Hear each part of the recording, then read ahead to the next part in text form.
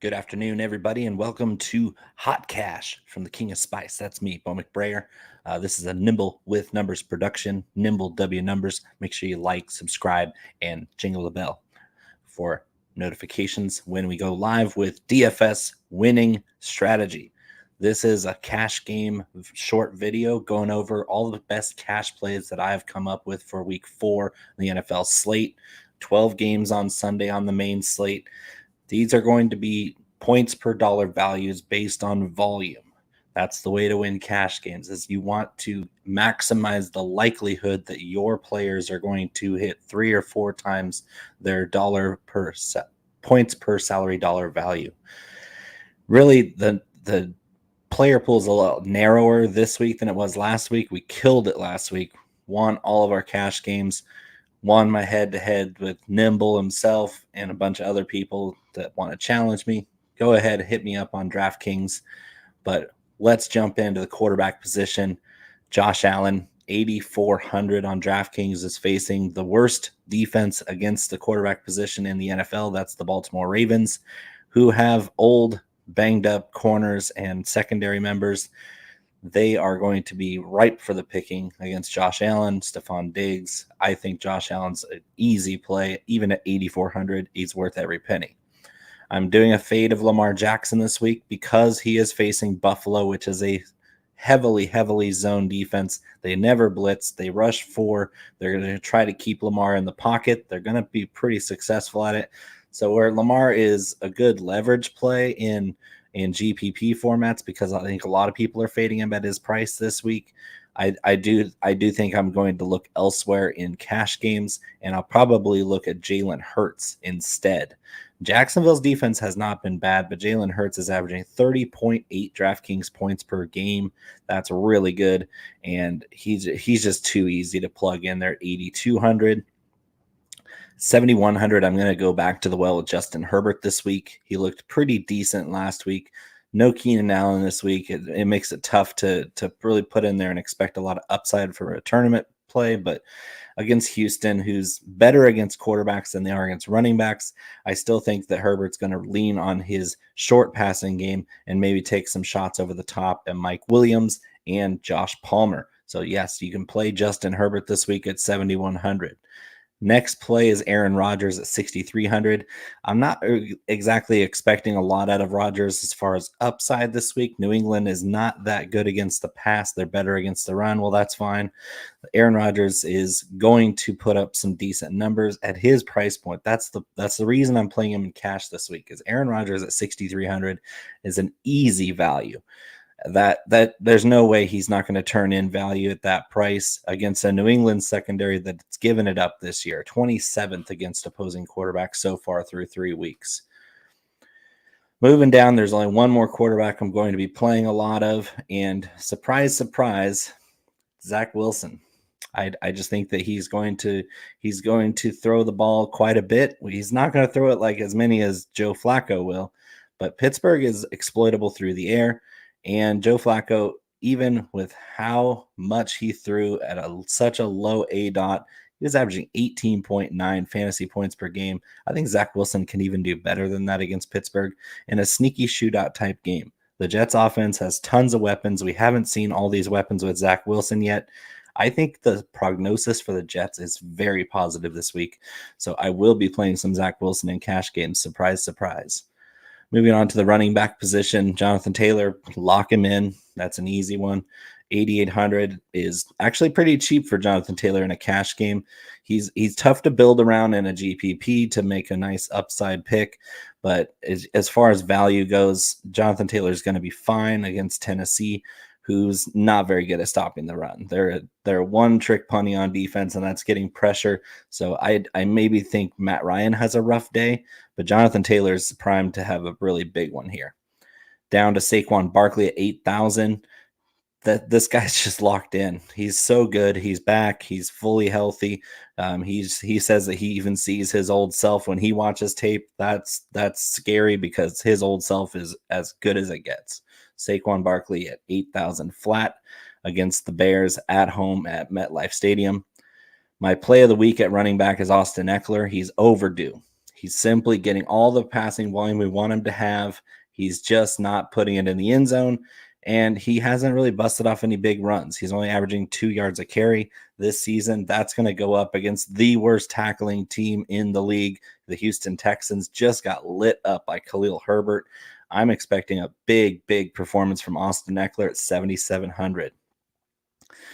Next up on my cash list is Javonte Williams of the Broncos at 6,600. The Raiders are third worst in the NFL at defending the running back position at 30th.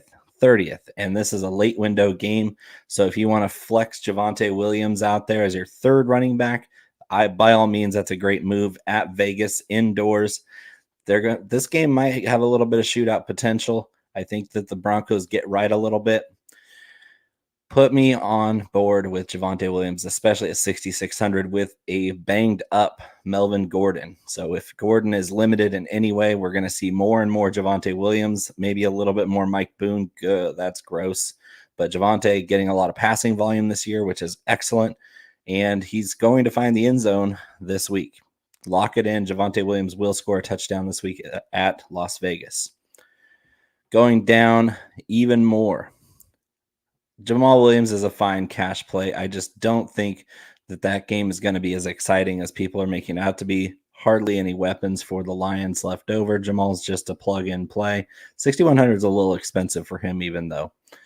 Antonio Gibson's a decent play, but I'm going to go all the way down to Khalil Herbert at the New York Giants. You must play Khalil Herbert. This guy is good. He was playing well enough to start for a lot of teams. He was just stuck behind David Montgomery, but he was getting a growing snap share even before Monty went down. Monty's out this week. Khalil Herbert only 5,700.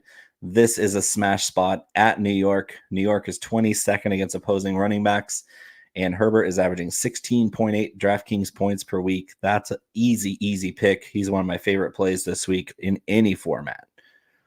Finally, Breece Hall, 5,400 on DraftKings at Pittsburgh. Pittsburgh is 25th against opposing running backs, and we're starting to see that growing, that split, that 50-50 split between Breece Hall and Micah Carter is getting farther and farther towards Breece Hall, who's the more talented back. He's the home run hitter. He's a great receiver out of the backfield. We're seeing that.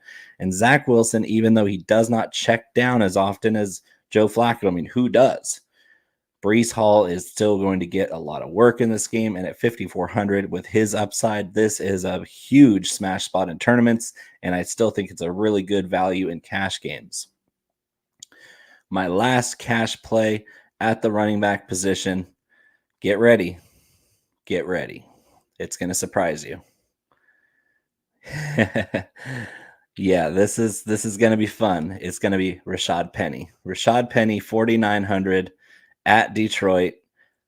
What is going on here? That's 4,900 for a guy who's getting almost all the snaps. We're wondering why Ken Walker's not getting a lot of work. Well, it's because Rashad Penny's been pretty good. He hasn't put up huge numbers yet.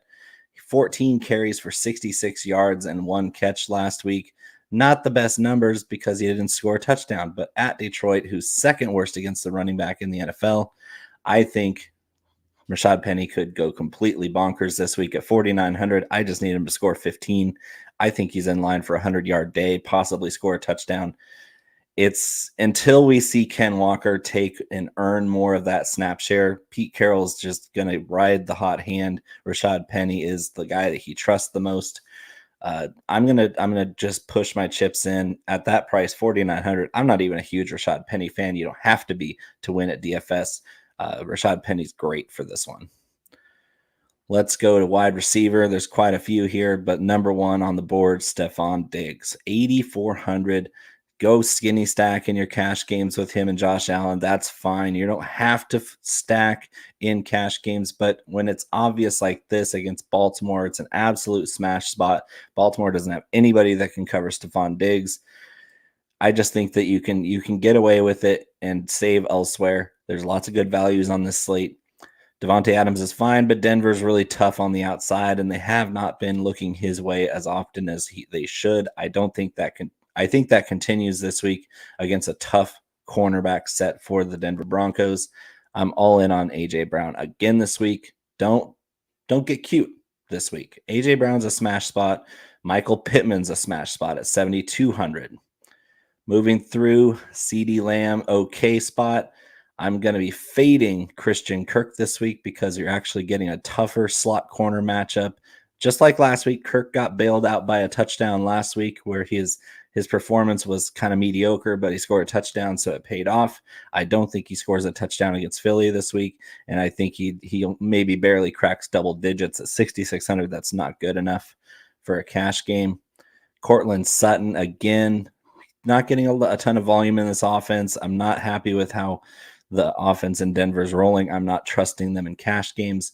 I'm going to go down to Drake London, 6,100 against Cleveland in Atlanta. That's a great spot. Drake London's still earning a ton of targets. And you know what? Targets are earned. And if Marcus Mariota likes throwing it to Drake London, then keep riding him. He's a special player, and he's going to keep putting up numbers. Keep going down. Javonte Smith still under 6K somehow against Jacksonville. Play him in cash with confidence. Curtis Samuel, 5,700, might be the only playable receiver against Dallas because if Carson Wentz can't get rid of the ball, what's been happening is everybody down the field might be getting open. Terry McLaurin's been running wide open for 3 weeks now, and Wentz just won't get rid of the ball. And he'll wait and he'll wait and he'll wait. He'll get sacked or fumble, or he'll dump it off to Curtis Samuel. That's why he's getting so many targets. In a cash game, I will take that to the bank. Garrett Wilson, 5,400. Great cash play against Pittsburgh. Pittsburgh's corners on the outside are not very good. And Garrett Wilson's averaging 18.1 points per week. Another rookie earning volume because he is a great route runner. Going down the list, there's plenty of good receivers to play in cash. You don't need to spend up on them. This little trio here, or duo, let's go with duo. Noah Brown of the Dallas Cowboys at 4,900, going up against a terrible Washington secondary and linebacker set, especially in the middle of the field. Noah Brown's in a great spot to hit value. Elijah Moore, same thing. He got a lot of work in the middle of the field last week. Didn't turn it into a bunch of stats, but when you get 9 targets, that's what I'm looking for, especially for a guy under 5K. So those two guys, 4,900, 4,800, Noah Brown, Elijah Moore, Chase Claypool. The Jets have tough outside corners. DJ Reed Jr. and Sauce Gardner on the outside leaves the middle of the field more vulnerable for the Jets. I think it's a Chase Claypool, and we'll get to Pat Freiermuth in a minute. But 4,700 for Chase Claypool is getting a lot of work. He's a big part of their offense, whether he's good or not. Play him. And finally, we have one more cash play. It's Richie James Jr. of the Giants at 4,000 flat. They don't have anybody left. Richie James is active. He's going to get looks. It's not going to be much, but if you can pay off with 12 points out of Richie James, take it. Let's move on.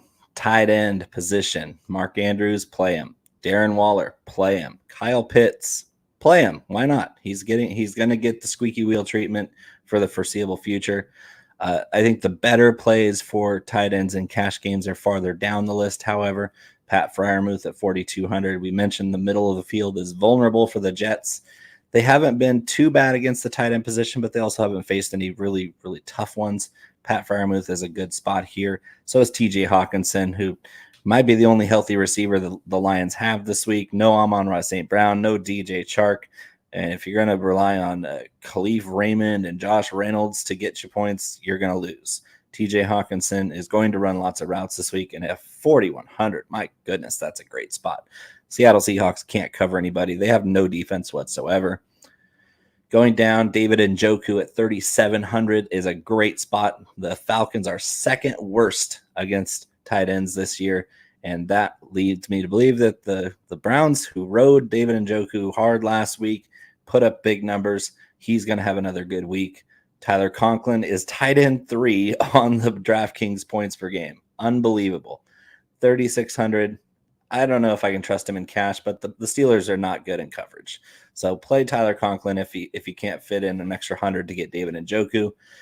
My favorite tight end this week is actually Robert Tonyan, because I don't think Romeo Doubs is as solid of an option for Aaron Rodgers quite yet. I'm not going to chase last week's points, especially when the New England Patriots are so bad against the tight end. They are 29th and Robert Tonyan is very trusted by Aaron Rodgers.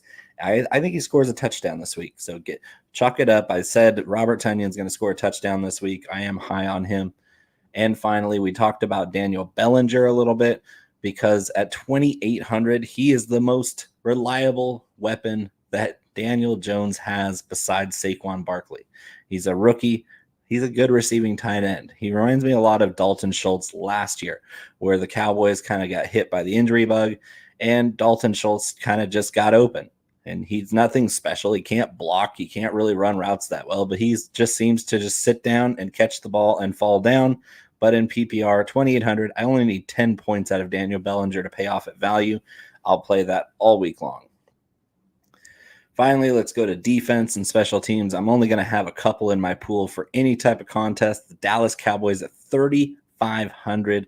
That's actually a value spot, even though they're not spend down option. The Dallas Cowboys DST this week going to host the Washington Commanders and Carson Wentz, Mr. Double Clutch, can't get rid of the football, can't make good decisions, has never made good decisions.